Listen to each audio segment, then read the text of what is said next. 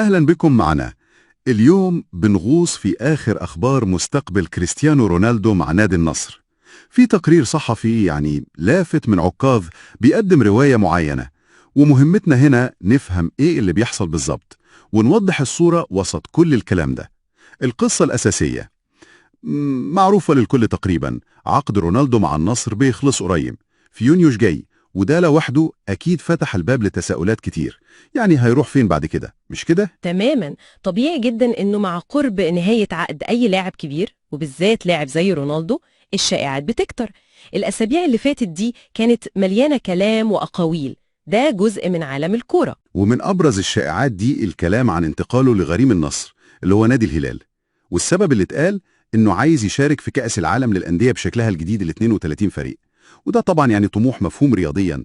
حتى اسم صندوق الاستثمار السعودي انذكر إنه ممكن يكون له دور في الصفقة دي. أيوة، وكمان اللي زود الموضوع إثارة أو لخبطة شوية كانت تصريحات رئيس الفيفا جاني إنفانتينو لما اتكلم عن مشاورات أو نقاشات بخصوص مشاركة رونالدو في المونديال. حتى لو ما قالش صراحة إنه حينتقل، الكلام ده أكيد ولع نار الشائعات أكتر، حسس الناس إن في حاجة بتحصل ورا الكواليس.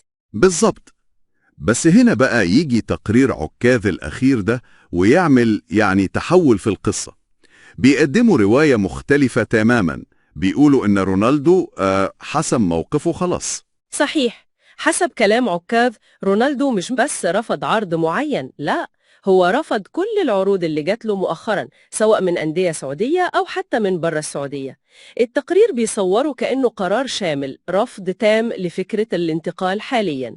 والأهم من ده كله، ودي النقطة اللي فعلا تلفت نظر، إنه وجه فريق عمله وشركته التسويقية يقفلوا باب المفاوضات تماما.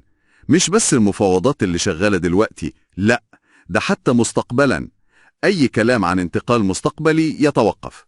دي خطوة قوية قوي بصراحة. فعلا، لو بصينا للصورة الأكبر، الخطوة دي زي ما وصفتها عكاظ بتبعت رسالة واضحة جدا، رسالة للسوق وللجمهور بتأكد إنه مستقر حاليا مع النصر، أو على الأقل عايز يفرض حالة الاستقرار دي. التقرير استخدم عبارة حتى إشعار آخر، كأنه بيقول يا جماعة اهدوا، أنا قاعد هنا، بطلوا كلام عن انتقالي. طيب، خلينا نلخص الموقف بسرعة. عندنا عقد قرب ينتهي، شائعات قوية جدا بتربطه بالهلال، وبطولة عالمية كبيرة، وكمان تصريحات من رئيس الفيفا نفسه بتلمح لأهمية وجوده في المونديال. وفجأة يجي تقرير صحفي مهم زي ده يقول لا يا جماعة، رونالدو باقي، وقفل الباب بنفسه على أي عروض. مظبوط. فالخلاصة بناء على التقرير الأخير ده إنه رونالدو ورغم كل الإغراءات اللي ممكن تكون موجودة قرر حسب المصدر طبعا إنه يستمر مع النصر، ورفض فكرة الرحيل دلوقتي تماما.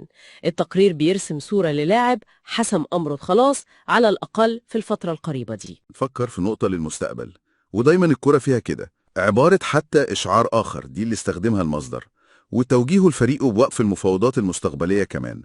هل ده معناه إن في تجديد عقد قريب بس لسه ما تعلنش؟ ولا هو بس تأكيد على الالتزام بالعقد الحالي لغاية نهايته وخلاص؟ طبيعة الاستقرار ده ممكن يكون وراها تفاصيل لسه مش عارفينها. إيه رأيك؟ سؤال مهم جدا. ممكن يكون مجرد تكتيك تفاوضي، أو ممكن يكون فعلا في اتفاق مبدئي على التجديد. الأيام الجاية هي اللي هتكشف.